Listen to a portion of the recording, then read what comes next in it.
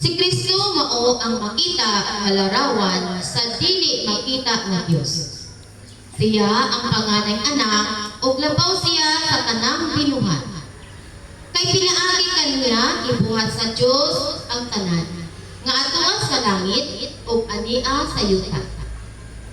Makita ug dili makita, mga gahong nga espirituhan, mga punuan, mga hari, ug ang tanan nga nagmando. Ibuhat sa Dios ang tanan pinaagi kaniya ug alang kaniya. Diha na siya sa wala pa buhata ang tanan butang. Ug diha kaniya ang tanan nahimutang sa ilang hustong dapit. Siya ang ulo sa simbahan nga mao ang iyang lawas. Siya ang naghatag og kinabuhi sa lawas. Siya ang unang gibanhaw sa mga patay aron siya maguna sa tanan.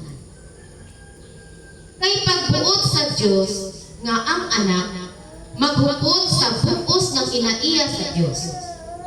Busa pinaagi sa anak ipasikuli sa Dios ngadto sa iyang kaugalingon ang tanang butang sa langit ug sa yuta. Napigdain ang Dios pinaagi sa kamatayon sa iyang anak didto sa krus. Ang pulong sa Ginoo.